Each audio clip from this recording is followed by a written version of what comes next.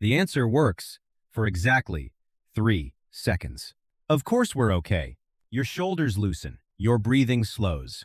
Then your mind does something strange. It moves the question. Maybe the reply came too quickly. Maybe the tone felt different. Maybe the next message was shorter than usual. Nothing has been proven, but the reassurance that just calmed you suddenly feels outdated. So you ask again, not because you forgot the answer, because the answer failed to remove every possible reason to be afraid. But sometimes fear keeps changing the standard of proof, and sometimes the relationship really has become less consistent. The difference matters. One needs a clearer conversation. The other can turn every answer into a new question. You type, "Are you sure?" and stare at the words before sending them. Asking again feels like action, and action feels safer than sitting inside a question you cannot finish. Then, the waiting begins. 1 minute feels normal. 3 minutes feels deliberate. 5 minutes begins to look like evidence. Finally, the reply appears. "Yes, we're fine." Your breathing slows, and for a moment, the alarm inside you becomes quiet. Then you remember that they were active, after saying they were too tired to talk. Maybe scrolling required almost nothing from them. Maybe they were avoiding you. Both explanations fit the information you have. Only one of them makes your body brace for impact. So you compare timestamps, because numbers feel cleaner than admitting you still do not know. A short reply, a period, a recent like. The details are real. What they mean is still uncertain. The next morning, you reach for your phone before your feet touch the floor. There is no new message, just silence. You reopen, "We're fine," waiting for yesterday's relief to return. It barely does. The words have not changed, but their ability to calm you has. Studies of excessive reassurance seeking describe a similar cycle. Doubt, brief relief, then doubt returning. Then the phone vibrates. Morning, followed by a small red heart. Your chest releases almost immediately. Nothing has been resolved, but suddenly, it feels resolved. A second message arrives. "Busy today. Might be quiet." Now your attention circles one word. Might. You begin typing. "Are you mad?" Delete. "Did I do something?" Delete. "Do you still want this?" Delete. Different questions. The same request. Give me an answer that no new detail can weaken. In the end, you send only, "Okay." Then you spend the next hour hoping they will notice that your "okay" does not really mean okay. You try to work. The cursor blinks. Your coffee goes cold. The phone remains silent while the story around it keeps growing. Because this is not only about one message anymore. Dinner was canceled last week. A call was moved to the following day. During the last video chat, their attention kept drifting toward another screen. Their replies have become shorter. The hearts appear less often. None of those details proves that love is disappearing. Together, they still feel too consistent to ignore. You are no longer asking whether something has changed. You are asking what the change means. Fear answers before the other person gets a chance. If there is distance, it must mean rejection. If their behavior changed, their feelings must have changed first. So you send the largest question yet. "Do you still love me?" On the other side of the screen, that question arrives in the middle of a crowded day. They read it, begin typing, stop, and put the phone down. Not because they have no answer, because every possible answer now feels like the beginning of another test. The typing bubble appears, disappears, then returns. Finally, a message arrives. "Yes, but I can't keep proving it every hour." You barely register the yes. Your attention lands on proving. Are they tired of you? Did asking for closeness create more distance? You write an apology, replace it with something angry, then delete both. Ask again, and you might push them farther away. Say nothing, and your mind will finish the conversation alone. That evening, you go to the meeting you had already planned. The greeting is polite, but the usual warmth arrives late. You sit at opposite ends of the sofa, leaving a space large enough for everything neither person is saying. They ask about your day. "Fine," you answer. The same word you have spent hours refusing to trust. You watch their face instead of listening to the conversation. A glance toward the phone becomes hesitation. A quiet moment becomes withdrawal. Their hands remain still, while yours tighten together. Finally, you ask again. "Are you sure we're okay?" They close their eyes and exhale. "I already said we are." There it is. The reassurance you wanted, delivered in a way that makes it difficult to believe. You hear the sigh as proof that they are leaving. They hear the repeated question as proof that nothing they say will be enough.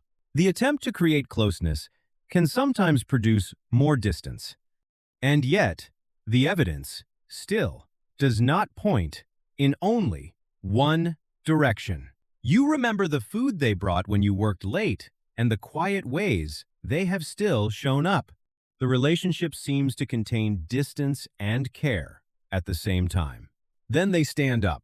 For one sharp second, your body decides the conversation is over. You nearly follow them. They are only getting water. From the kitchen, they lean against the counter and rub the back of their neck. They look tired. That offers another possible explanation, but it does not prove what they feel. And from where they stand, you do not look calm or curious. You look watchful, as though every movement might be used to decide whether the relationship is still alive. That does not make you manipulative. It means the fear is no longer happening only inside you. It has entered the space between you. When they return, they silence the phone and place it face down. This time, you do not ask whether they still love you. You describe what actually happened. When you said you were too tired to talk, but stayed online, I felt confused.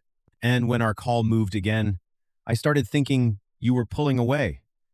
This question is smaller, but it creates more room for an honest answer. They explain that scrolling required almost nothing from them. A real conversation did. They could be too tired for one and still awake enough for the other. That explains one detail. It does not erase everything else. Then they look down. You're not imagining all of it. They have been avoiding some conversations. Work has been heavy, and their attention has been scattered. After several replies became tests of whether they still cared, answering began to feel dangerous too. A short response might look cold. A long response might create 5 new questions. So they delayed answering. The delay made you more afraid. Your fear produced another question. The question made them withdraw again. Neither person created the entire loop alone, and neither person can end it by pretending that nothing changed. You felt real distance. You simply assigned it the most painful explanation before the conversation had taken place. That is the distinction. Repeated reassurance can sometimes blur. Has something changed? And does that change mean you are about to be abandoned? Those are separate questions. The answer to the first can be yes, while the second remains unknown. Wanting reassurance from someone you love is not a failure. Comfort can be useful. Clear answers matter. So, does the sense that a partner understands you, values what you feel, and responds with care? But safety is usually built through repeated interactions, not one perfect sentence. Words matter. Behavior matters too. And when the two remain inconsistent, discomfort should not automatically be dismissed as overthinking. So the answer is not to stop asking questions. It is to notice what you are asking the question to provide. Why did our plan change again? Can be answered. When you need space, can you tell me directly? Can become an agreement. Can you promise you will never change your mind? Asks another person to remove the future. The questions may come from the same fear. They do not create the same conversation. You ask whether they still want the relationship. They say yes. You ask them to speak directly if that changes. They agree. When they need space, they will say so clearly and give a time to reconnect. A call is planned for 7 the following evening. Simple, specific, something both people can actually do. Then another question rises. Promise you won't change your mind? You can already imagine the relief that promise might bring. You can also imagine needing it again the next time something feels different. So you delete the question, not because it is foolish, because it asks for something no honest person can give. Before you leave, the two of you sit a little closer. The conversation has not fixed everything. It has made the next step clear. When you get home, you place the phone on the table instead of carrying it around the room. A message arrives. Home. Good night. No heart. You notice immediately. Of course you do. Your thumb moves toward the conversation history, ready to compare tonight with every good night that came before it. Then you stop. On paper, you write what happened. The message did not include a heart. Then you write what you fear it means. Their feelings have changed. The second sentence may be true. It may also be false. It does not become a fact simply because it produces the stronger feeling. The anxiety remains. You place the phone down anyway. The next day, move slowly.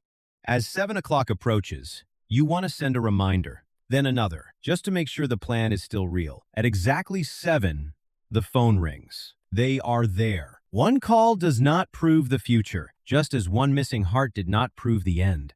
But their behavior has begun matching what they said. That is information too. Return to the first message. We're fine. The words have not changed. What has changed is the amount of work you expect them to perform. A sentence can offer comfort. It can begin an honest conversation. It cannot carry the entire relationship by itself. The goal is not to become someone who never needs reassurance. It is to stop asking reassurance, to replace communication, consistency, and time. So when an answer calms you for only a few minutes, ask what reopened the question. Was it a new fact that deserves a direct conversation? Or did fear quietly change the standard of proof again?